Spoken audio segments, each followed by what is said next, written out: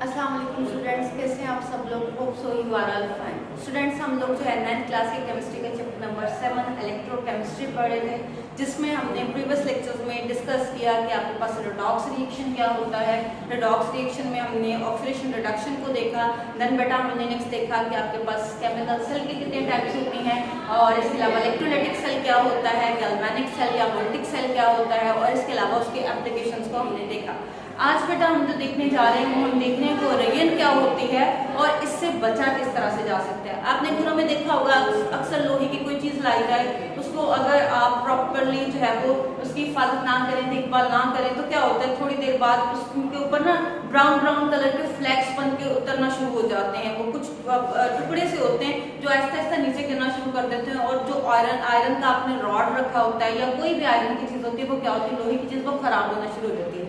क्या चीज थी जिसने उसको खराब कर दिया, क्या कहते हैं उसको बेटा केमिस्ट्री के लैंग्वेज में, वो जो आपके पास ब्राउन कलर के फ्लेक्स बन रहे होते हैं वो क्या कहलाते हैं, वो कहलाते हैं आपके पास कोरेयन, जिसको हम आम लैंग्वेज में जंग लगना भी कहते हैं। अब कोरेयन क्या है, उसकी प्रॉपर उन्होंने यहाँ पे केमिस्ट्री के पॉइंट ऑफ व्यू से डेफिनेशन की है, slow and continuous eating away of a metal, Aahista Aahista और जो है वो लगातार तौर पे मेटल को खाना। कौन खाता है मेटल को? इन्वायरमेंट में सराउंडिंग का जो मीडियम होता है, सराउंडिंग में जो इर्द गिर्द के माहौल में चीजें पाई जाती हैं, जिसमें आपके पास जो है हवा आ जाती है, हवा और पानी आपस में रिएक्शन करते हैं। रिएक्शन करने के बाद वो क्या करते हैं, वो मेटल के इलेक्ट्रॉन्स के साथ मिल जाते हैं। वहां पे जब हवा और इसके साथ साथ जो है वो आपके पास हवा के साथ पानी यानी नमी जो है कुछ ना कुछ मॉइस्चर, इसके साथ साथ जो मेटल के इलेक्ट्रॉन्स होते हैं, हम कहते हैं ना मेटल्स में फ्री इलेक्ट्रॉन्स होते हैं, ये तीन चीजें जब आपस में मिलती हैं तो मेटल के अंदर रेडॉक्स रिएक्शन होता है। उस रेडॉक्स रिएक्शन के नतीजे में आपका मेटल जो है वो आहिस्ता आहिस्ता क्या होता है, खराब होना शुरू हो जाता है। और इसको हम क्या बोलते हैं, हम बोलते हैं कि आपका जो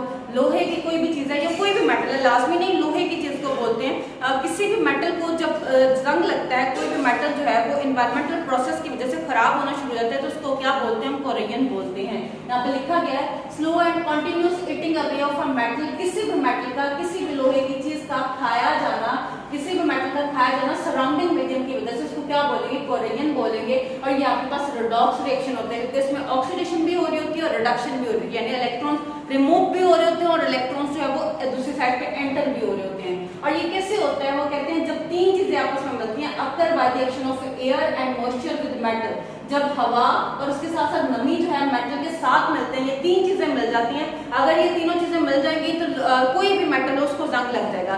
अगर सपोज इनमें से कोई एक भी चीज मिस हो गई, यानी अगर वहां पे मॉइस्चर है लेकिन वहां पे हवा नहीं है, वहां पे जंग नहीं लग सकेगा। अगर वहां पे आपका मॉइस्चर जो है वो इन दोनों में से कोई एक चीज गायब हो गई, यानी पहले हवा थी मॉइस्चर नहीं था, या मॉइस्चर था हवा नहीं थी, दोनों में से कोई भी एक चीज एब्सेंट हो जाएगी, तो कभी भी किसी भी मेटल को जंग नहीं लगेगा।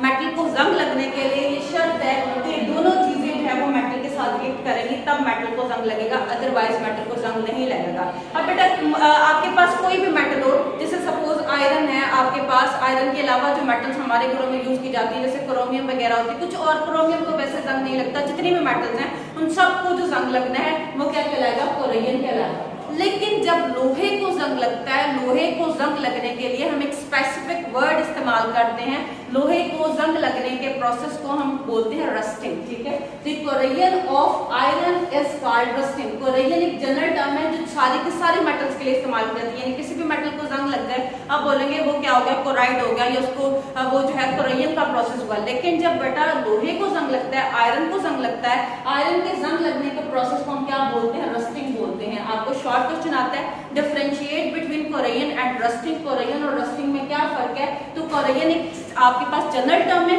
किसी भी मेटल को जंग लगेगा वो आपके पास कोरेयन होगी। लेकिन जब लोहे को जंग लगेगा, आयरन को जंग लगेगा, कोरेयन ऑफ आयरन होगी, उसको क्या बोलेंगे, रस्टिंग बोलेंगे। यही जो बेटा आपके पास रस्टिंग का प्रोसेस है, इसकी पूरी की उन्होंने आपको डिटेल बताई है कि एक्चुअली लोहे को जंग किस तरह से लगता है, हम उस प्रोसेस को डिटेल के साथ देखते हैं। अब बेटा उन्होंने कहा कि कोरेयन ऑफ आयरन रस्टिंग कहलाता है, और रस्टिंग की वजह क्या चीज बनती है, देखिए कोई भी मेटल है अगर वो बिल्कुल ठीक है, प्रॉपर्ली उसके ऊपर वाली लेयर सही है, है, कोई डेंट नहीं है उसके ऊपर, कोई स्क्रैच नहीं लगा हुआ, कोई उसके ऊपर लाइनिंग नहीं है जिसकी वजह से उसके ऊपर वाली लेयर खराब हुई हो, तब तक लोहे को जंग नहीं लगता। लेकिन हल्का सा भी अगर लोहे के ऊपर डेंट आ जाता है, यानी उसके अंदर जो है वो कुछ जगह ऊंची नीची हो जाती हैं, या फिर इसके अलावा आप ये बोलते हैं कि उसके ऊपर स्क्रैच आ जाता है, खराशी आ जाती है, तो उसकी वजह से क्या होते हैं, वहां पे फ्री इलेक्ट्रॉन्स बनना शुरू हो जाते हैं। अब लोहे के ऊपर फ्री इलेक्ट्रॉन्स कैसे बनते हैं? एक्चुअली ऐसे बनते हैं, आपके पास Fe+2 है, Fe+2 जहां पे भी स्टेन्स होंगे या डेंट्स होंगे वहां से अपने इलेक्ट्रॉन्स जो है वो रिलीज करना शुरू कर देगा।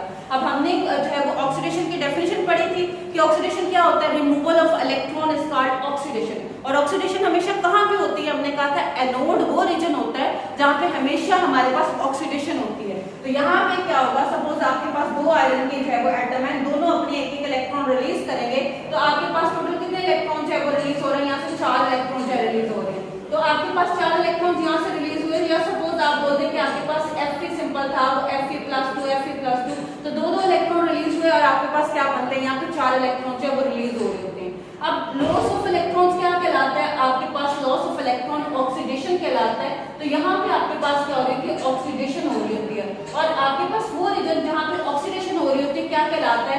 एनोडिक रीजन कहलाता है, एनोड रीजन कहलाता है। तो ये आपका एनोडिक रीजन है। अब वो कहते हैं जैसे ही लॉस ऑफ इलेक्ट्रॉन शुरू होता है, इलेक्ट्रॉन्स वहां से रिमूव होना शुरू हो जाते हैं, आपके पास मेटल की जो सरफेस होती है, जो आयरन की सरफेस होती है, वो डैमेज होना शुरू हो जाती है। अब डैमेज होना स्टार्ट हो गया, अब ये जो फ्री इलेक्ट्रॉन्स यहाँ से जो हमने इलेक्ट्रॉन्स रिमूव कराए, ये इलेक्ट्रॉन्स पूरी की पूरी जितनी भी शीट होगी वहां पे मूव करना शुरू कर देंगे, और एटलीस्ट ये उस एरिया तक पहुंचते हैं जहां पे इनको बहुत ज्यादा ऑक्सीजन की कंसंट्रेशन मिल रही होती है, जहां पे ऑक्सीडेशन जो है रिच होती है, वहां पे जाके ये फ्री इलेक्ट्रॉन्स जो है वो क्या करते हैं? रिएक्शन करना शुरू कर देते हैं। अब ये उस जगह पे जाके रिएक्शन क्यों करते हैं? क्योंकि जहां पे आपके पास ऑक्सीजन की कंसंट्रेशन ज्यादा होती है, वो एरिया होता है जो एज अ कैथोड के तौर पे रिएक्ट कर रहा है। अब एनोडिक रीजन कहाँ था? जहां पे आपके पास डेंट था या जहां पे स्क्रैच था।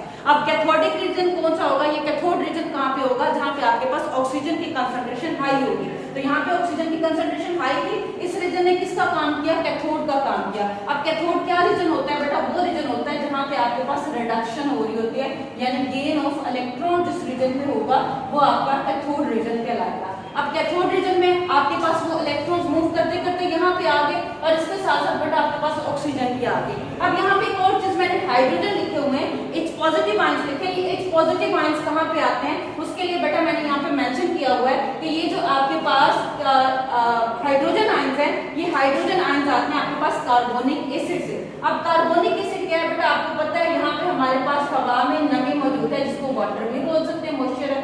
जब ये मॉइस्चर कार्बन डाइऑक्साइड के साथ रिएक्ट करता है तो आपके पास एक एसिड बनता है कार्बोनिक एसिड। एक्चुअली ये जो आपके पास H पॉजिटिव आयन आ रहे हैं, ये इसी कार्बोनिक एसिड की आयोनाइजेशन से यहाँ से रिलीज होते हैं H पॉजिटिव आयन, और ये H पॉजिटिव आयन आके यहाँ पे रिएक्ट करते हैं।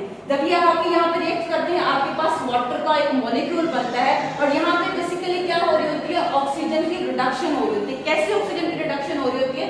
गेन ऑफ इलेक्ट्रॉन्स हो रहा होता है ऑक्सीजन के पास, और यहाँ पे हाइड्रोजन और ऑक्सीजन आपस में रिएक्ट करके आपके पास क्या बना लेते हैं? वाटर का मॉलिक्यूल बना लेते हैं। वही बेटा यहाँ पे लिखा गया electrons reduce oxygen in the presence of the hydrogen ions. और ये हाइड्रोजन आयंस कहाँ से आते हैं? कार्बोनिक एसिड से आते हैं। कार्बोनिक एसिड कैसे बनता है आपके पास? जब वाटर कार्बन डाइऑक्साइड के साथ रिएक्ट करता है, तब जो आपके पास प्रोडक्ट बनती है बेटा, वो प्रोडक्ट आपके पास कार्बोनिक एसिड कहलाती है। क्लियर है बेटा? दोबारा रिपीट करो, मेटल का वो रीजन जहाँ पे स्टेन और डेंट वगैरह होंगे, वो आपके पास एनोडिक रीजन होगा, जहां से इलेक्ट्रॉन्स को रिमूव किया जाएगा। जैसे ही इलेक्ट्रॉन्स रिमूव होना शुरू हुए, इसका मतलब मेटल डैमेज होना शुरू होगी। अब वो मेटल्स में जो फ्री इलेक्ट्रॉन्स है वो मूव करते रहते हैं पूरी की पूरी शीट में, जितना भी एरिया होता है। अब वो उस जगह पे जाना चाहते हैं जहां पे ऑक्सीजन की कंसंट्रेशन हाई होगी, तो वो मूव करते करते उस रीजन पे पहुंच जाते हैं, और जहां पे ऑक्सीजन की कंसंट्रेशन ज्यादा होती है, यानी जहां पे हवा की मिकदार ज्यादा होती है, उसके साथ साथ मॉइस्चर भी होता है, वो रीजन होता है जो कैथोड के तौर पे काम करता है, जहां पे रिडक्शन होती है। तो यहाँ पे बेसिकली ऑक्सीजन, हाइड्रोजन और इलेक्ट्रॉन्स मिलके रिएक्शन करते हैं, और आपके पास वाटर का मॉलिक्यूल बन जाता है। ओवरऑल रिएक्शन को बेटा अगर देखा जाए, ये जो आयरन है आपके पास, उसके साथ साथ ऑक्सीजन है, उसके साथ साथ वाटर मॉलिक्यूल है, ये आपस में रिएक्ट करके Fe2O3 और साथ में कुछ वाटर के मॉलिक्यूल बना देते हैं। ये जो पूरे का पूरा फार्मूला आपके पास दिखाया गया, ये बेटा आयरन ऑक्साइड कहलाता है। ये जो आयरन ऑक्साइड है, इसके साथ साथ वाटर के मॉलिक्यूल है, एक्चुअली ये किसका फार्मूला है? रस्ट का फार्मूला है। यानी आयरन को जो जंग लगता है, उस जंग का जो फार्मूला है बेटा यहाँ पे वो क्या है? Fe2O3 साथ में NH2O है। N का मतलब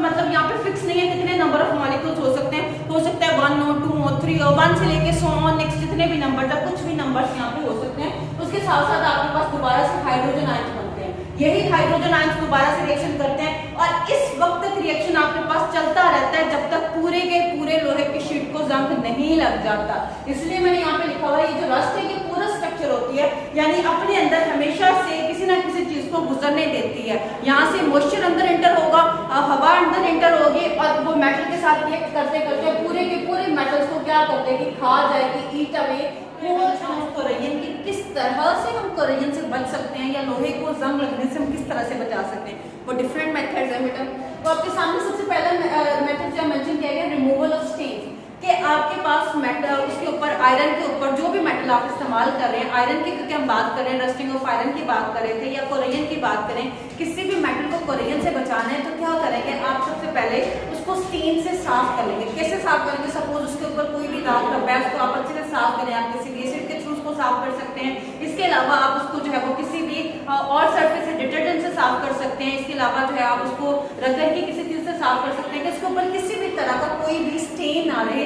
जैसे ही आप उसको स्टेन से रिमूव कर देंगे, स्टेन उसका रिमूव कर देंगे, स्टेन नहीं रहेगा तो किसी भी मेटल को जंग नहीं लगेगा। सबसे पहला मेथड, आसान मेथड क्या है कि आप किसी भी मेटल को या किस आयरन जो है उसको जंग लगने नहीं देंगे। कब तक नहीं लगेगा या आप कब तक उसको बचा सकते हैं, जब तक वो उसके ऊपर कोई स्टेन नहीं होगा। जैसे स्टेन लगने शुरू होंगे साथ में क्या होगा उसको जंग लगना भी शुरू हो जाएगा। दूसरा मेथड है आपके पास अलॉइंग। अलॉइंग क्या होता है बेटा, आपको शॉर्ट क्वेश्चन भी आता है, alloying what is alloying, define alloying. तो एक मेटल के जो है वो आपके पास दूसरे मेटल के साथ होमोजेनियस मिक्सचर बनाना। कैसे, आपने एक मेटल और दूसरे मेटल, दो मेटल्स लिए या दो से ज्यादा मेटल्स लिए, आपने उन दोनों को अच्छे से मिक्स कर लिया। मिक्स करने के बाद उनका जो होमोजेनियस मिक्सचर बनता है, यानी ऐसा मिक्सचर जो बिल्कुल यकजा होता है, जिसमें आपको डिफरेंशिएट करना बहुत मुश्किल होता है कि कौन सी मेटल है और कौन सी दूसरी मेटल है। दो मेटल्स को डिफरेंशिएट करना मुश्किल हो जाता है, दोनों एक दूसरे के अंदर अच्छे से मिक्स हो जाती है, होमोजेनियस मिक्सचर बन जाता है। तो इस तरह का जो आपके पास जो है मिक्सचर बनता है, उस मिक्सचर को क्या बोलते हैं, अलॉय बोलते हैं। जिस तरह से नॉर्मली आपने घरों में देखा गया होगा कि हमारे घरों में स्टेनलेस स्टील बर्तन इस्तेमाल किए जाते हैं। वो बर्तन जो होते हैं बहुत देर तक वैसे के वैसे रहते हैं, उनको जंग नहीं लगता। अगर अकेला स्टील हो, अगर अकेला आयरन हो तो उसको जंग लग जाएगा, वो खराब हो जाएगा। लेकिन जो स्टेनलेस स्टील के बर्तन होते हैं वो जल्दी खराब नहीं होते। तो बेसिकली ये क्या है, ये हमारे पास अलॉय है। किस चीज का अलॉय होता है, ये बेसिकली हमारे पास स्टील का, कॉपर का और इसके साथ साथ जो है एल्यूमिनियम या टिन का जो है वो हमारे पास जो है वो लिया जाता है मिक्सचर। उसके बाद बेटा मोस्ट इंपोर्टेंट पेंट्स एंड ग्रीसेस। आपको पता है पेंट क्या होते हैं, पेंट हमारे पास कोई भी ऐसे सर्फेसेस होती हैं या इस तरह के हमारे पास लिक्विड सॉल्यूशंस होते हैं जो किसी भी सरफेस के ऊपर किए जाते हैं ताकि उस सरफेस को हम क्या कर सकें, न्यू बना सकें, या उसकी सरफेस को हम किसी भी तरह के स्टेन से या किसी भी तरह की जो उसके ऊपर जो है स्क्रैचेस आ गए उनको रिमूव करने के लिए हम उसके ऊपर क्या कर देते हैं, पेंट कर देते हैं। इसी तरह से ग्रीसेस हैं। ग्रीसेस क्या होते हैं, एक्चुअली आपके पास वैक्सी ऑयली मटेरियल होते हैं। आपको पता है कि जंग लगने के लिए क्या चीज जरूरी है, हमने कहा वहां पे अगर नमी होगी, मॉइस्चर होगा किसी भी तरह का, या वहां पे ऑक्सीजन होगी, और इसके साथ साथ जब ये दोनों चीजें मेटल के साथ रिएक्ट करती हैं तो वहां पे क्या लग जाता है, जंग लग जाता है। अब अगर आपने किसी चीज की सरफेस के ऊपर पेंट कर दिया है, या आपने पेंट में भी बेसिकली क्या होती है, ऑयली सी लेयर होती है जिसकी वजह से मॉइस्चर नीचे की तरफ नहीं जा सकता।